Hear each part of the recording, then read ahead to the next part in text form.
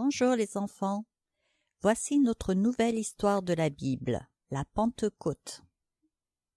C'est une fête que les Juifs faisaient pour Dieu quelque temps après Pâques. Mais cette année-là, quelque chose de très important va se passer à Jérusalem pour la première Église. Rappelons-nous ce qui s'est passé juste avant. Tu te souviens qu'à cette Pâques, Jésus est mort sur la croix à cause de nos péchés, du mal qui est dans notre cœur. Le troisième jour, Dieu l'a ressuscité, et ainsi, il peut pardonner à tous ceux qui lui demandent pardon et qui croient à ce sacrifice.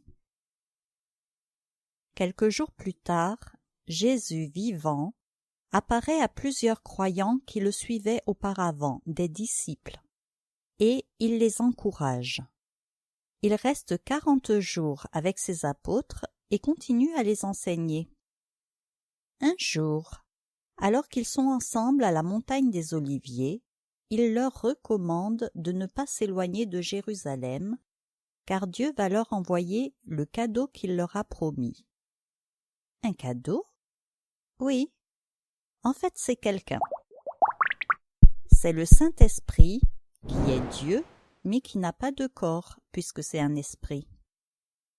Alors, je te rappelle qu'il n'y a qu'un seul Dieu, mais en 3 personnes. C'est vrai qu'on ne peut pas vraiment comprendre ça, et Dieu nous demande simplement de croire. Les choses du ciel sont parfois compliquées pour nous, et c'est pourquoi nous devons les croire. C'est ça la foi.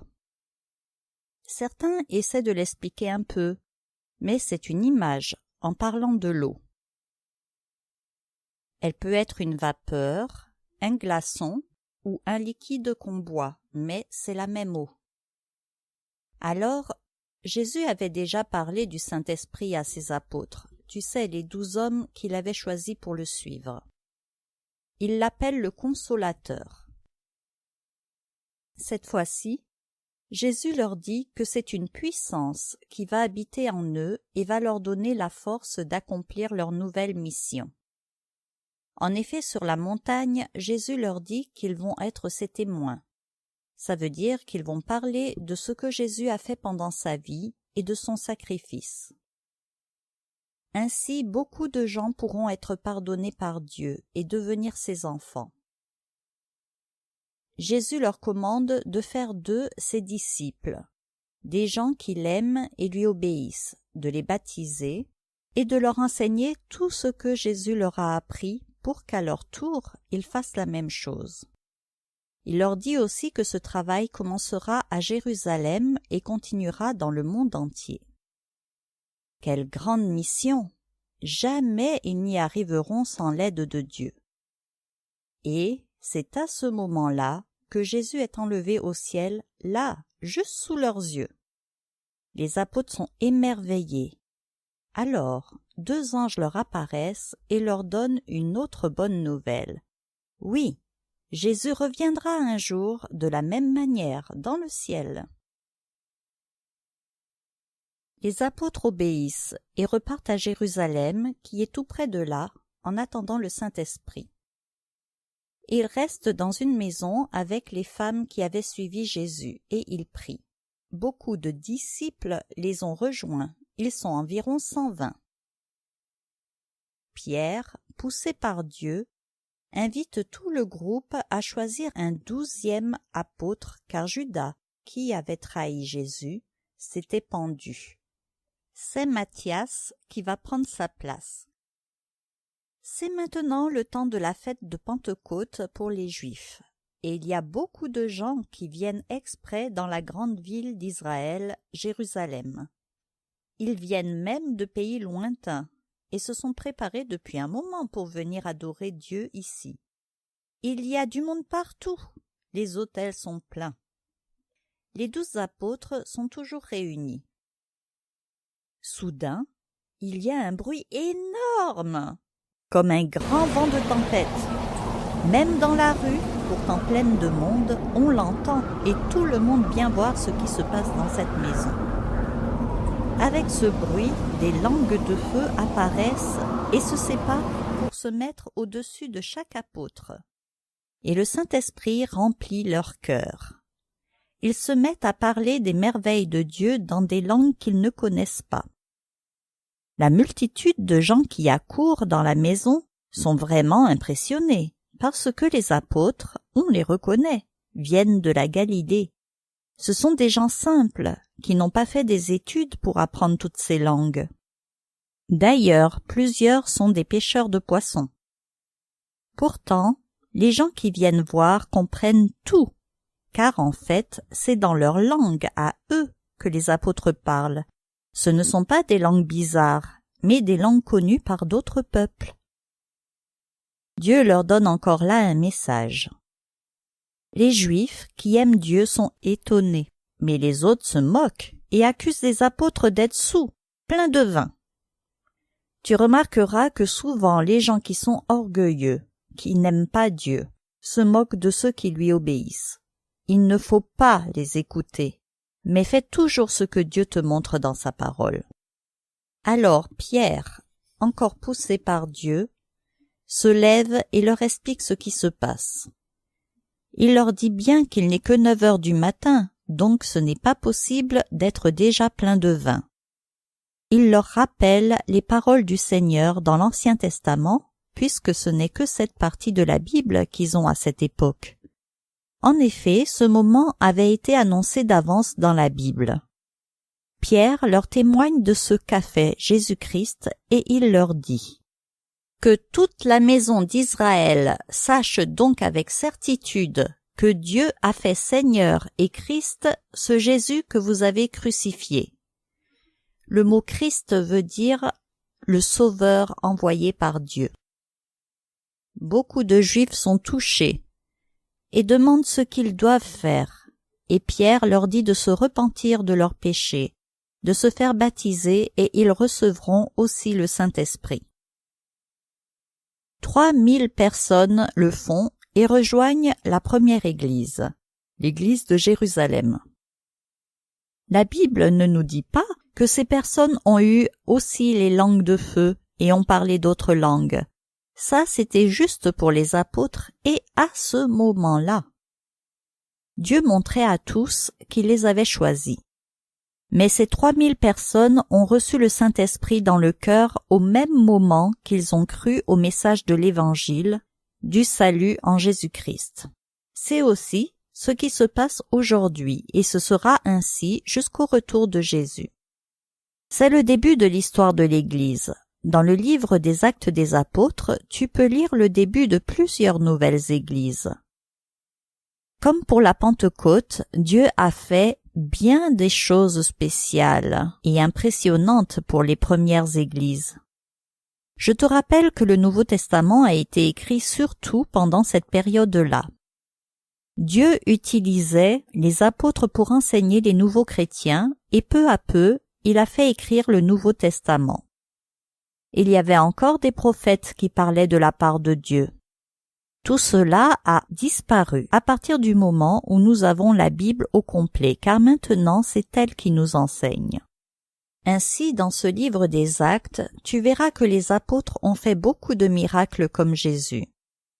Même dans la première église de Jérusalem, les disciples de Jésus vendaient toutes leurs affaires pour vivre tous ensemble et tout partager. Tout cela ne se fait plus.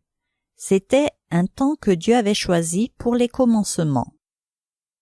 Bien sûr, c'est toujours le même Dieu et le même Saint-Esprit qui vient vivre en nous jusqu'au retour du Seigneur Jésus. Donc il peut faire des miracles car tout lui est possible, mais ce n'est pas habituel. Pourtant Dieu nous donne le même message à nous, ces chrétiens. Témoigner à tout le monde de ce que Jésus a fait pour eux et ce qu'il a fait dans notre vie.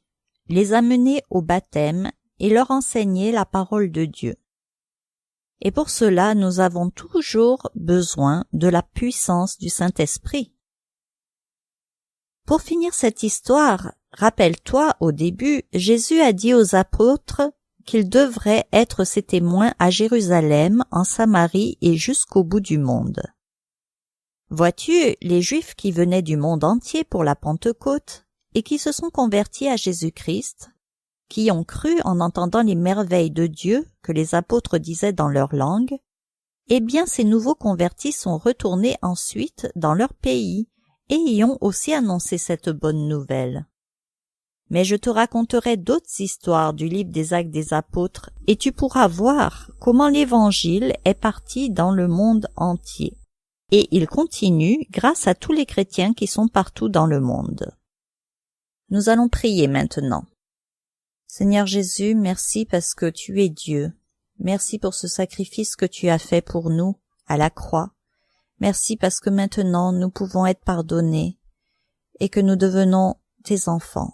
Merci pour ton Saint-Esprit que tu nous as envoyé dès que nous avons cru et qui vit en nous et qui nous donne cette puissance pour parler de toi et aussi qui nous aide à comprendre ta parole. Merci parce que nous avons ta parole complète, l'Ancien et le Nouveau Testament.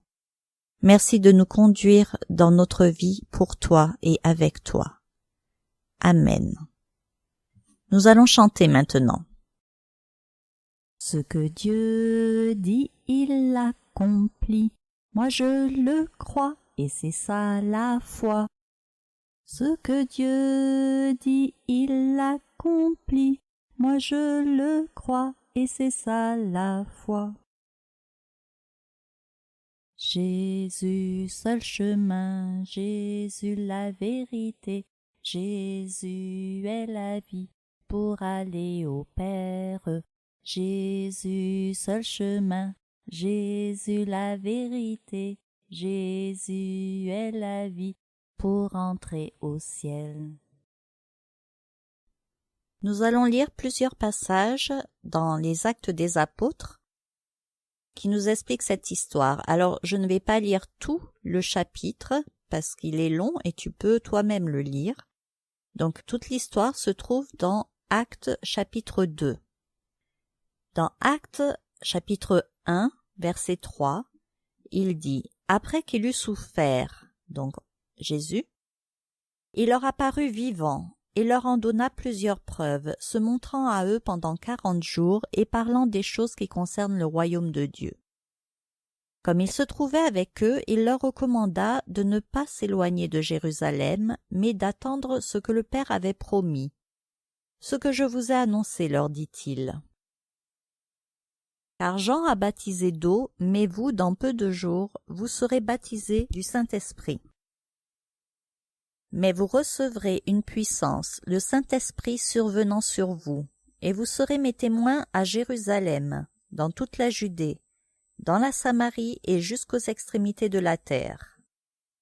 Et après avoir dit cela, il fut élevé pendant qu'ils le regardaient, et une nuée le déroba à leurs yeux. Et comme ils avaient les regards fixés vers le ciel pendant qu'ils s'en allaient, voici 2 hommes vêtus de blanc leur apparurent, et dirent « Hommes galiléens, pourquoi vous arrêtez-vous à regarder au ciel ? Ce Jésus qui a été enlevé au ciel du milieu de vous viendra de la même manière que vous l'avez vu allant au ciel. » Alors ils retournèrent à Jérusalem, de la montagne appelée des Oliviers qui est près de Jérusalem, à la distance d'un chemin de sabbat.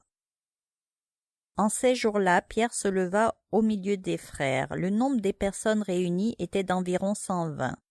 Et il dit « Il faut donc que, parmi ceux qui nous ont accompagnés tout le temps que le Seigneur Jésus a vécu avec nous, depuis le baptême de Jean jusqu'au jour où il a été enlevé du milieu de nous, il y en ait un qui nous soit associé comme témoin de sa résurrection. » Ils tirèrent au sort, et le sort tomba sur Matthias, qui fut associé aux 11 apôtres. Le jour de la Pentecôte, ils étaient tous ensemble dans le même lieu. Tout à coup, il vint du ciel un bruit comme celui d'un vent impétueux, et il remplit toute la maison où ils étaient assis.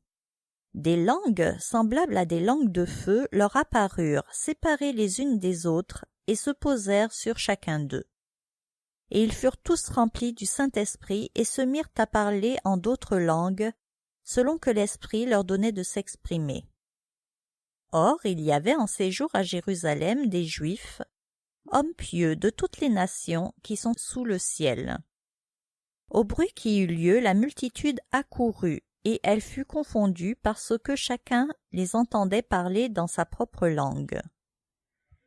Ils étaient tous dans l'étonnement et la surprise, et ils se disaient les uns aux autres, « Voici, ces gens qui parlent, ne sont-ils pas tous Galiléens? Et comment les entendons-nous dans notre propre langue à chacun, dans notre langue maternelle? Parthes, Mèdes, Élamites, ceux qui habitent la Mésopotamie, la Judée, la Cappadoce, le Pont, l'Asie, la Phrygie, la Pamphylie, l'Égypte, le territoire de la Libye voisine de Cyrène, et ceux qui sont venus de Rome, juifs et prosélytes, crétois et arabes, comment les entendons-nous parler dans nos langues des merveilles de Dieu? » Ils étaient tous dans l'étonnement, et ne sachant que penser, ils se disaient les uns aux autres, « Que veut dire ceci ?» Mais d'autres se moquaient et disaient, « Oh, ils sont pleins de vin doux. » Alors Pierre, se présentant avec les 11, éleva la voix et leur parla en ces termes. « Hommes juifs, et vous tous qui séjournez à Jérusalem, sachez ceci et prêtez l'oreille à mes paroles. Ces gens ne sont pas ivres comme vous le supposez, car c'est la 3e heure du jour. Mais c'est ici ce qui a été dit par le prophète Joël. Hommes israélites, écoutez ces paroles. Jésus de Nazareth, cet homme à qui Dieu a rendu témoignage devant vous par les miracles, les prodiges et les signes qu'il a opérés par lui au milieu de vous, comme vous le savez vous-même, cet homme, livré selon le dessein arrêté et selon la prescience de Dieu. Vous l'avez crucifié, vous l'avez fait mourir par la main des impies. Dieu l'a ressuscité en le délivrant des liens de la mort, parce qu'il n'était pas possible qu'il fût retenu par elle. Que toute la maison d'Israël sache donc avec certitude que Dieu a fait Seigneur et Christ ce Jésus que vous avez crucifié. » Après avoir entendu ce discours, ils eurent le cœur vivement touché, et ils dirent à Pierre et aux autres apôtres, « Hommes frères, que ferons-nous » Pierre leur dit, « Repentez-vous, et que chacun de vous soit baptisé au nom de Jésus-Christ pour le pardon de vos péchés, et vous recevrez le don du Saint-Esprit. Car la promesse est pour vous, pour vos enfants et pour tous ceux qui sont au loin, en aussi grand nombre que le Seigneur notre Dieu les appellera. » Ceux qui acceptèrent sa parole furent baptisés, et en ce jour-là, le nombre des disciples s'augmenta d'environ 3000 âmes.